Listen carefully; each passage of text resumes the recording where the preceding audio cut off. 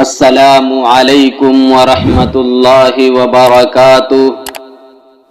الحمد للہ وکفی وسلام علی عبادہ الذین اصطفی، اما بعد۔ آج ہم لوگ جانیں گے پڑوسی کے حقوق اور اس کی اہمیت کے بارے میں۔ حضرت ابو ہریرہ رضی اللہ تعالی عنہ سے روایت ہے کہ رسول اللہ صلی اللہ علیہ وسلم نے ارشاد فرمایا کہ خدا کی قسم وہ شخص مومن نہیں، خدا کی قسم وہ شخص مومن نہیں، خدا کی قسم وہ شخص مومن نہیں۔ عرض کیا گیا کہ اے اللہ کے رسول، کون شخص یعنی کون ایسا بدنصیب ہے جو مومن نہیں؟ آپ صلی اللہ علیہ وسلم نے فرمایا، وہ شخص جس کے پڑوسی اس کی ایذا اور اس کے تکلیف سے معمون نہ ہو۔ دنیا کا کوئی بھی انسان ہو، معاشرتی طور پر جہاں اس کا تعلق اپنے ماں باپ، اپنی اولاد اور اپنے رشتہ داروں سے ہوتا ہے، وہیں پڑوسیوں اور ہمسائیوں سے بھی ہوتا ہے۔ اس کی زندگی، اس کے سکون، چین اور اس کی اخلاق پر اس کے پڑوسی کا بہت گہرا اثر پڑتا ہے۔ ان کے باہمی تعلقات کی خوشگواری سے ایک پرسکون فضا معاشرے میں بن سکتی ہے، تو ان کی باہمی رنجشوں کے نتیجے میں معاشرے کی فضا گندی ہو سکتی ہے اور ہوتی ہے۔ بس اوقات اس کی وجہ سے سماج عظیم فساد اور انتشار کا شکار ہو جاتا ہے۔ اسلام نے پڑوس اور ہمسائیوں کے تعلق کو غیر معمولی اہمیت کی نظر سے دیکھا ہے۔ ماں باپ، بیوی، بچے اور رشتہ داروں کی طرح اسلام نے پڑوسیوں کے حقوق کو بھی مقرر کیے ہیں اور ان کی ادائیگی کے سلسلے میں بڑی تاکید فرمائی ہے۔ ارشاد رسول ہے، حضرت عائشہ صدیقہ رضی اللہ تعالی عنہا اور ابن عمر کی روایت ہے کہ رسول اللہ صلی اللہ علیہ وسلم نے فرمایا، مجھے جبریل علیہ السلام پڑوسی کے بارے میں مسلسل وصیت اور تاکید کرتے رہے، یہاں تک کہ مجھے گمان ہونے لگا کہ وہ اس کو وارث قرار دے دیں گے۔ مذکورہ دونوں حدیثوں میں نہایت مؤثر اور واضح طور پر پڑوسیوں کے حقوق کی اہمیت بتائی گئی ہے۔ ان میں اس بات کا تقاضا کیا گیا ہے کہ حقیقی و اصلی مومن ہونے کے لیے ضروری شرط ہے کہ آدمی کا پڑوسی اس سے مطمئن رہے، وہ اپنے پڑوسیوں کے ساتھ اچھا رویہ اپنائے، پڑوسی کو اس کے بارے میں کسی قسم کی شکایت نہ ہو اور نہ اسے کسی قسم کے شر اور فساد کا اندیشہ لاحق رہے۔ ایک اور روایت میں ہے، پڑوسی کے حقوق اور اس کے ساتھ بہتر رویہ اپنانے کو جنت میں داخلے کی لازمی شرط قرار دیا ہے۔ رسول اللہ صلی اللہ علیہ وسلم نے فرمایا، وہ شخص جنت میں داخل نہیں ہوگا جس کا پڑوسی اس کی شرارتوں اور تکلیفوں سے معمون نہ ہو۔ دوسری روایت میں پڑوسیوں کے ساتھ حسن سلوک کو ایمان کا جز لازمی قرار دیا گیا۔ رسول اللہ صلی اللہ علیہ وسلم نے فرمایا کہ جو شخص اللہ اور روز آخرت پر ایمان رکھتا ہو، اسے چاہیے کہ وہ اپنے پڑوسیوں سے عزت اور تکریم سے پیش آئے۔ ایک مرتبہ رسول اکرم صلی اللہ علیہ وسلم نے ارشاد فرمایا کہ پڑوسی کے تم پر حقوق یہ ہیں کہ اگر وہ بیمار ہو جائے تو اس کی عیادت اور خبرگیری کرو، انتقال کر جائے تو اس کے جنازے کے ساتھ ساتھ جاؤ، اگر وہ ضرورت پیش آ جانے پر قرض مانگے تو اگر استطاعت ہو تو اسے قرض دے دو، اگر وہ کوئی برا کام کر بیٹھے تو چشم پوشی سے کام لو،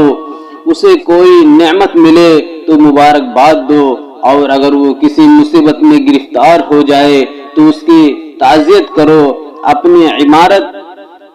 عمارت سے اس قدر بلند نہ کرو کہ اس کے گھر کی ہوا بند ہو جائے، اور آخر میں فرمایا، اپنی ہاڈی کی مہک سے اسے ایذا نہ پہنچاؤ، مطلب یہ ہے کہ اس میں سے کچھ اس کے گھر بھی بھیج دو۔ روایت کے آخر میں جز ہاڈی کی مہک سے ایذا نہ پہنچاؤ کا مطلب یہ ہے کہ تمہارے گھر میں اگر کوئی اچھا پکوان پکے اور تم پڑوسی کو پہنچانے کی قدرت نہ رکھتے ہو تو اسے اس طرح پکاؤ کہ پڑوسی کو اس کی اطلاع نہ ہو سکے اور اس کی مہک اس کے گھر تک نہ پہنچے، اس لیے کہ کہیں ایسا نہ ہو کہ اس کی مہک پا کر اس کے بچے بھی اس چیز کا مطالبہ کر بیٹھیں اور ان کی خواہش کی تکمیل کرنا اس کے لیے مالی کمزوری یا کسی دوسری وجہ سے مشکل ہو۔ اس طرح وہ ایک طرح کی ذہنی کشمکش اور الجھن کا شکار ہو جائے اور یہ چیز اس کے لیے باعث اذیت و تکلیف ثابت ہو۔ اور ایک روایت میں یہ بھی ہے کہ اگر تم کوئی پھل خرید کر لاؤ تو اس میں سے پڑوسی کے یہاں بھی ہدیہ بھیجو، اور اگر ایسا نہ کر سکو تو چھپا کر لاؤ کہ پڑوسی کے لوگوں اور بچوں کو خبر نہ ہو، اور تم اس بات کے احتیاط کرو کہ تمہارا کوئی بچہ ایسا پھل باہر لے کر نہ نکلے کہ پڑوسی کے دل میں جلن پیدا ہو۔ اسلام اخوت و مساوات، ہمدردی اور باہمی ربط تعلق قائم کرنے اور استوار رکھنے کا ایک خاص مزاج انسان کے درمیان دیکھنا چاہتا ہے، اور اس کی خاطر اس نے انسانوں کے لیے ایسے قوانین اور اصول و ضوابط بنائے ہیں کہ جن کی پابندی کیے بغیر یہ مزاج پیدا ہو ہی نہیں سکتا۔ اس نے ربط تعلق کے دائرے کو بہت وسیع عطا کی ہے، اور یہ دائرہ صرف مسلمانوں ہی کی تک محدود نہیں بلکہ اس کا حکم ہے کہ انسانیت کے ناطے غیر مسلم بھائیوں سے بھی بہتر تعلقات رکھے جائیں۔ احادیث سے غیر مسلم پڑوسیوں کے بھی حقوق ثابت ہیں اور ان کو ادا کرنے کا حکم دیا گیا ہے۔ حضرت جابر رضی اللہ تعالی عنہ سے روایت ہے کہ ایک حدیث میں آتا ہے، پیارے نبی جناب محمد رسول اللہ صلی اللہ علیہ وسلم فرمایا کہ پڑوسی تین قسم کے ہوتے ہیں، ایک وہ جس کا ایک حق ہے، دوسرا وہ جس کے دو حق ہیں، تیسرا وہ جس کے تین حق ہیں۔ پہلا پڑوسی وہ ہے جو مشرک ہو، اس کے لیے صرف حق جوار یعنی پڑوسی ہونے کا حق ہے، دوسرا وہ جو مسلم ہو، اس کے دو حق ہیں، ایک اسلام کا حق اور دوسرا جوار کا حق، اور تیسرا پڑوسی وہ ہے جو مسلم بھی ہو اور رشتہ دار بھی۔ ایسے شخص کو تین حق حاصل ہیں، اسلام یعنی مسلمان ہونے کا حق، رحم یعنی قرابت و رشتے کا حق، اور جوار یعنی ہمسائیگی کا حق۔ پڑوسی کے حقوق میں یہ بات بھی شامل ہے کہ اگر وہ نادار ہو، بچوں کی تعلیم و تربیت نہ کر سکتا ہو تو اس کا حق ہے کہ اس کے پڑوسی اس کے بچوں کی تعلیم و تربیت کا معقول بندوبست کرے۔ اوپر کی روایت میں صرف انہی کا ذکر تھا جن کا تعلق بالعموم اکرام و رعایت اور حسن سلوک سے تھا، لیکن تعلیم و تربیت سے متعلق نبی کریم صلی اللہ علیہ وسلم نے فرمایا،